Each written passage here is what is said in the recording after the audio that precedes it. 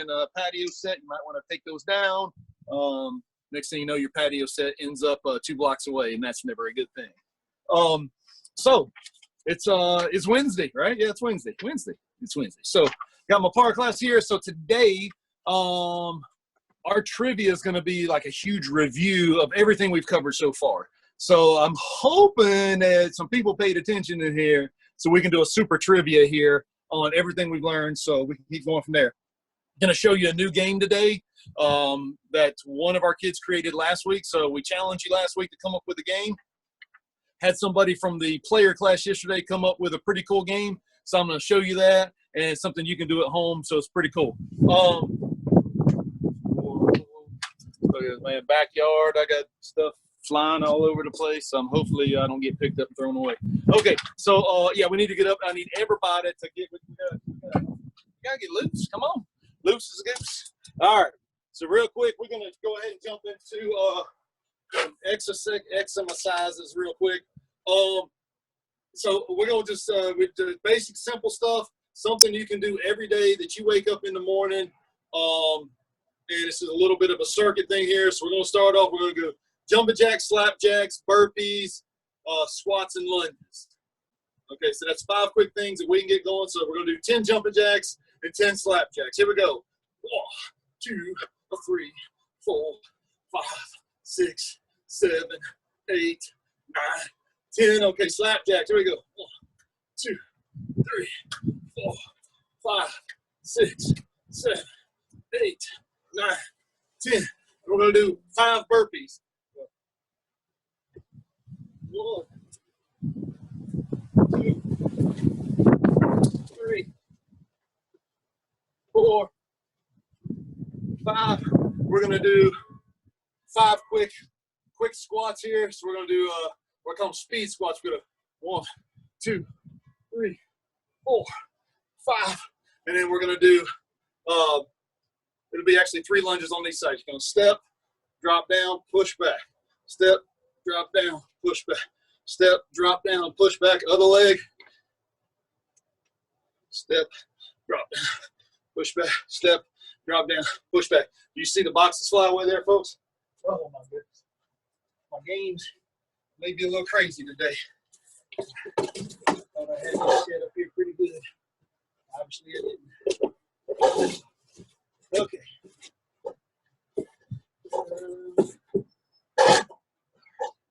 Hopefully that'll stay. Oh my goodness. Kind of wild, kind of crazy. Like I said, sometimes you got to deal with Mother Nature. So in the what is it, birdie level. So I know you guys aren't birdies my next class today, but we talk about things that are under our control. One thing that is definitely not under our control is Mother Nature. We cannot control how windy she gets, how violent she gets with rain and storm and tornadoes and hurricanes, whatever. Can't stop that, so we're just going to make the best of it that we can. So going to jump into rules today. One of the biggest things we have to know about the rules is how to keep ourselves from making a mistake or not being able to take advantage of a good situation. So there are times when we end up on a cart path. So I'm going to say we get cart paths are man-made. So anything that is man-made is an obstruction. And obstructions are either movable or immovable. If it's movable, that means you can pick it up and move it. If it's immovable, it's not going anywhere. So a cart path, there's no way you're going to pick that up and move it. It's kind of attached to the ground and it's a little heavy. So, but there might be like a bench that you can move or something like that that's in your way. So understanding how to drop properly, very important, because if you don't drop the right way, you could get disqualified. So we're going to go here and I'm going to set this up. Okay, so I've got, let me move this back a little far. Okay, so we're going to see the edge of my carpet over here. All right, the edge of my carpet. This part, the carpet is grass. This part right here would be a cart path. So if my golf ball were over here on the cart path, I would get a free drop from that. So what I would do is go, okay, this parrot over here is the closest relief for me. So what I would do is I would have a couple of tees with me, and I'm going to use these gardening tools that my wife has up here to be my tees. So what I would do is I'd take my nearest relief, which means I would be off of this, which is the cart path. Remember, the carpet right here is the grass. So I would take a stance, and I would mark where my club is. I would lay the club down and put it right here. So now I would take this ball, and I would come over here, and it used to be you had to drop from shoulder high. Now you drop from knee high. So I'll come over here and knee high, drop the ball. Now that ball's in play, and I can play it from there. The ball did not roll closer to the hole. If it does, then I have to redrop it. If it rolls more than 2 club lengths, I have to redrop it. If it were to roll on a green for some odd reason, if I'm taking a drop from an obstruction, if it rolls onto the green, I have to redrop it. But if you drop from shoulder high, like that used to be, you drop from way up here, hit the shot, finish the hole, finish the round, sign your scorecard, you would be disqualified. And nobody wants to be disqualified. That would really stink. So it happened to Ricky Fowler a couple years ago last year when they first changed the rule about instead of dropping from shoulder high, you drop down there next to your knee. He dropped from shoulder high. He didn't correct his mistake, got disqualified. So, you know, as I tell people, could you imagine you're playing for millions of dollars? I mean, if you win a tournament, you could win like $1.2 million. And because you dropped from way up here versus next to your knee, you just got disqualified. So that would stink. So understand how to drop. Understand that you have to mark. You have to take your stance and mark where the club head is and then 1 club length away. Now, if you are getting penalized, so if you've hit it into what we call a penalty area, which used to be the water hazards, the penalty area, so red stake or yellow stake,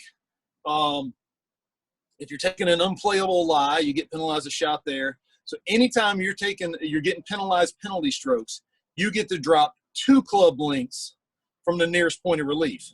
If there's no penalty involved, like what we just did when you're dropping from a cart path, it's only 1 club length. So it's important to know that. Penalties involved, 2 club lengths, no penalty, 1 club length. So make sure you understand that, and you're not taking the wrong amount. If you take the wrong relief, once again, you could be disqualified, and that would be no bueno. No good. So the game today, this is what some of the player kids came up with. I don't know if any of you are at a household like mine, there are boxes showing up at the door every day. My goodness. There is an Amazon box showing up at my house 2 to 3 times a day. So what somebody did is, I'm going to take advantage of that. I'm going to take these, and you can look here. They made holes in the top of the boxes. And also I got the box, I took one of the panels there and put it on a slant. So the box, instead of it being straight down. So now what we're going to do is we're going to work on our wedge game. Why not? Pretty good chance to do this. Now I've got 3 boxes here. If I were being super creative and being out in my yard, what I would do is actually spread those out at different distances. So I'll be trying to chip it in from different distances. We're going to talk about our technique on chipping. So very important that we get things the right way. Now, this isn't a huge, complicated motion, so my feet don't need to be super wide. I actually like my feet to be pretty narrow. So the closer my feet are together, I actually take my front foot and turn it out a little bit. Now, when I take my grip, it's nice and light. The handle of the club has to lean towards the target, just a little bit. So now from there, all I'm going to do is move my hands back and move my hands forward. You can even hear that there. Back and through, back and through.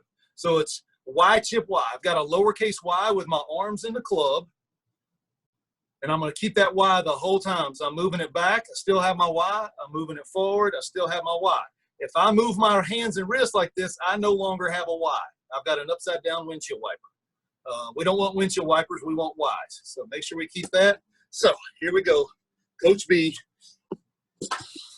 Coach B was not good yesterday. Yesterday, I did not make 1 single shot. Today's going to be different because I believe. Okay, can we see the, oh yeah, we can see the boxes in there. All right. So here we go. Coach B going wide chip wide. Let's see if he can make one of the shots today. Oh, man. Missed that one. Not good, but hey, I believe in myself. I've got confidence in my ability, and I'm not going to give up, so I'm going to keep trying. I'm going to show perseverance.